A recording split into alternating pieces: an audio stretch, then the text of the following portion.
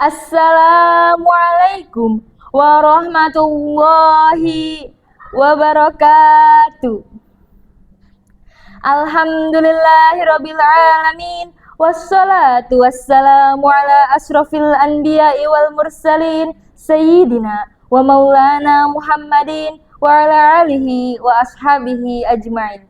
Amma ba'du. Yang terhormat kepada Dewan Juri yang arif dan bijaksana, puji dan syukur marilah kita panjatkan kehadirat Allah Subhanahu wa taala yang telah melimpahkan nikmat iman, Islam serta ihsan sehingga kita dapat menikmati karunia Allah. Salawat serta salam semoga selalu tercurahkan kepada junjungan kita Habibana wa Nabiyana Muhammad sallallahu alaihi wasallam, sang pencerah hati dan jiwa. Pada kesempatan yang berbahagia ini, izinkan saya menyampaikan pidato yang berjudul Membangun Kesehatan Mental dengan Iman dan Takwa. Teman-teman sekalian, pernahkah kalian merasa cemas tanpa sebab?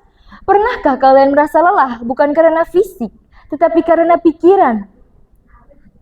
Pernahkah kalian merasa hampa padahal semua fasilitas ada? Itulah yang disebut dengan masalah mental health atau kesehatan jiwa kita. Hari ini banyak orang pintar tapi hatinya goncang. Banyak orang sukses tapi jiwanya rapuh. Banyak yang followersnya jutaan tapi hatinya kesepian. Mengapa? Karena hati manusia tidak akan pernah tenang kecuali ia kembali kepada Allah Subhanahu wa taala. Sebagaimana Allah Subhanahu wa taala berfirman dalam Quran surat Ar-Ra'd ayat 28 yang berbunyi, A'udzu billahi minasyaitonir rajim. Bismillahirrahmanirrahim. Alladzina amanu wa tatmainnu qulubuhum bidzikrillah. Ala bidzikrillahi tatmainnul qulub. Yang artinya yaitu orang-orang yang beriman dan hati mereka menjadi tentram dengan mengingat Allah. Ingatlah, hanya dengan mengingat Allah, hati menjadi tentram.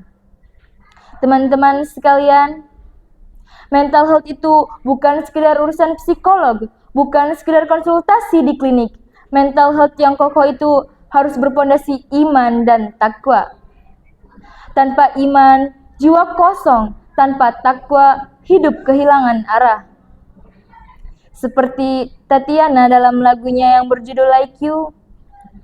Baby, you are strong, you are wise, you are what beyond the thousand reasons why. And you can be perfect, baby, cause nobody's perfect, darling.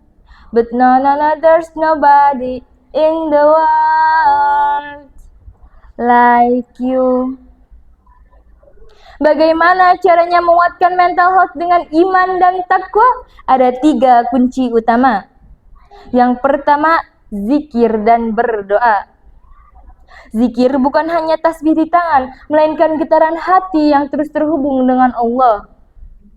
Doa bukan hanya sekedar formalitas, tapi curahan jiwa yang paling dalam. Jika hati kita selalu berzikir, Allah yang dijadikan tempat curhat, insya Allah gundah gulana pun berubah menjadi tenang. Yang kedua, sholat dan ibadah. Sholat adalah charger jiwa. Handphone saja kalau tidak di-charger, baterainya habis. Begitu juga dengan iman kita. Banyak yang stres karena lupa nge-charge imannya. Maka dari itu, kita harus sholat tepat waktu, baca Al-Quran, puasa sunnah, semua itu vitamin mental yang sesungguhnya. Yang ketiga, lingkungan yang baik. Kata pepatah Arab, as-sahibus sahib, teman itu penarik. Kalau kita bergaul dengan orang yang suka keluh kesah, maka kita ikut lemah. Tapi jikalau kita dekat dengan orang yang baik, dengan lingkungan yang sehat, maka kita pun ikut kuat. Hadirin sekalian, Jangan salah paham, menguatkan mental health dengan iman dan takwa bukan berarti menolak psikolog, apalagi dokter.